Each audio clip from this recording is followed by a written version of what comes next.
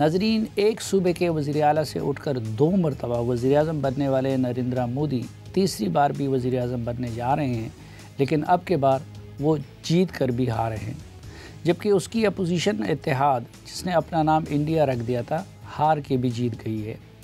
انتخابی نتائج آنے کے بعد اپوزیشن کے ہیڈ کوارٹر میں جشن کا سما تھا، اور بی جے پی کے ہیڈ کوارٹر میں جب نریندر مودی تقریر کر رہے تھے تو بظاہر تو ان پر پھول برسائے جا رہے تھے، لیکن ان کے باڈی لینگویج اور تقریر کے انداز سے لگ رہا تھا کہ وہ جیت کر بھی ہارے ہیں، اور یہ کہ ان کے سارے ارادے خاک میں مل گئے ہیں۔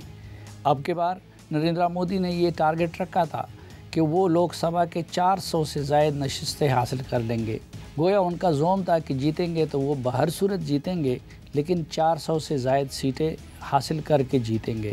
اس مقصد کے لیے انہوں نے ریاستی مشینری اور میڈیا کا بھی خوب استعمال کیا، اور بھارتی میڈیا نے ایگزٹ پول تک میں یہ تاثر دیا کہ مودی اپنا ٹارگٹ حاصل کریں گے۔ لیکن جب نتائج سامنے آئیں تو پتہ چلا کہ مودی کی بی جے پی اور ان کے اتحادی مل کر بھی 400 تو کیا 300 نشستیں بھی حاصل نہیں کر پائے، جبکہ ان کی مخالف کانگریس نے پچھلے الیکشن کے مقابلے میں اپنی نشستیں دگنی کر دیں۔ پچھلی مرتبہ تنہا بی جے پی اپنی سیٹوں کے ساتھ حکومت بنا سکتی تھی، لیکن اب کے بار اسے حکومت سازی کے لیے اتحادیوں کی حمایت درکار ہے۔ حکومت بنانے کے لیے 272 نشستوں کی ضرورت ہے، جبکہ بی جے پی کی اپنی نشستیں صرف 240 ہیں، اور این ڈی اے نامی اتحاد کے دیگر اتحادیوں کی نشستیں ملا لی جائیں تو یہ تعداد 292 بنتی ہے۔ وہ اتحادی اگر ان کے ساتھ حکومت سازی کریں گے تو اپنی شرائط بھی منوائیں گے، اور پچھلی مرتبہ کی طرح مودی اور امت شاہ کے پاس فری ہینڈ نہیں ہوگا۔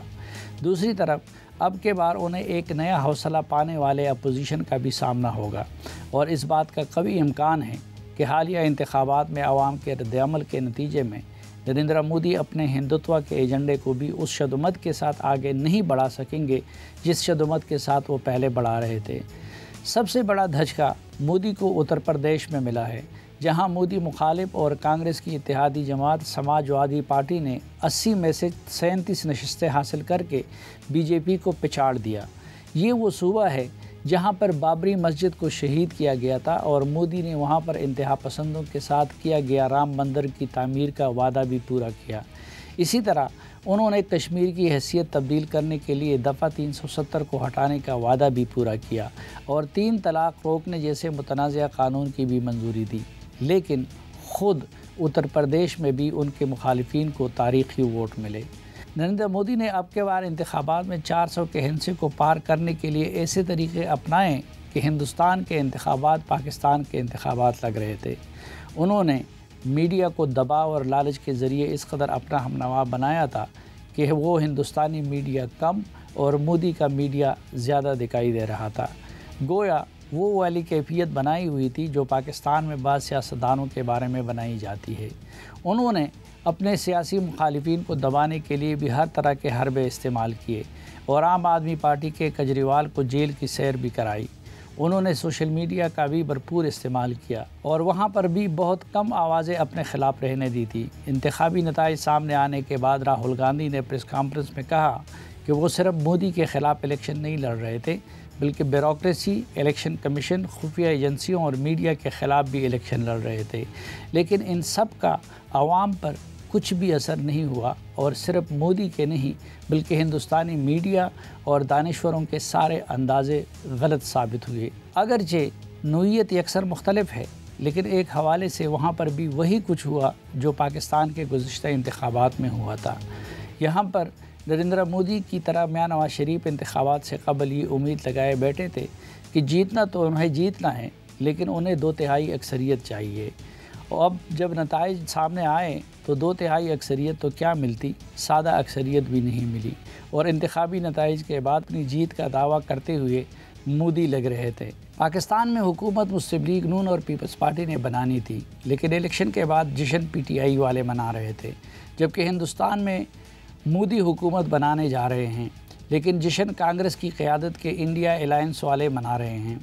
جس طرح پاکستان میں مسلم league known P T I کو تانا دے رہی تھی کہ وہ اپنی ہار کا جشن منا رہی ہے، اسی طرح بی جے پی کے ترجمان کانگریس کو یہ تانا دے رہے ہیں کہ وہ اپنی ہار کا جشن منا رہے ہیں۔ پاکستان میں शहबाज शरीफ की हुकूमत पीपल्स पार्टी की हिमायत की मरहूनी मिन्नत है और वो हम वक्त पीपल्स पार्टी के हाथों ब्लैकमेल होते रहेंगे, जबकि हिंदुस्तान में मोदी हुकूमत तो बना लेंगे लेकिन अब के बार उसे भी शहबाज शरीफ की तरह इलाकाई इत्तेहादी जमातों के नाराज़ होने का ख़तरा हम वक्त लाहक रहेगा।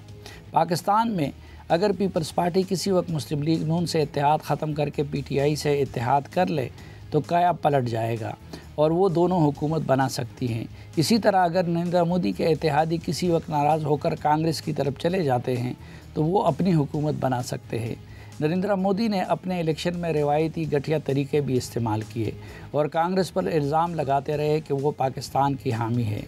वो इंतखाबी जलसों में कहते रहे कि पाकिस्तान शहज़ादे राहुल गांधी को इंडिया का वज़ीर-ए-आज़म बनाना चाहता है, हालांकि पाकिस्तान का इलेक्शन से कोई वास्ता ही नहीं था और न वो कोई किरदार अदा कर सकता था। नरेंद्र मोदी पाकिस्तान के बारे में भी नाज़ेबा अल्फाज इस्तेमाल करते रहे और यहाँ तक कहते रहे कि हम पाकिस्तान को चूड़ियाँ पहना देंगे, लेकिन जो नताइज सामने आए उसके बाद वो पाकिस्तान को चूड़ियाँ क्या पहनाएंगे, ख़ुद उनके पाँव में बेड़ियाँ लग गई हैं।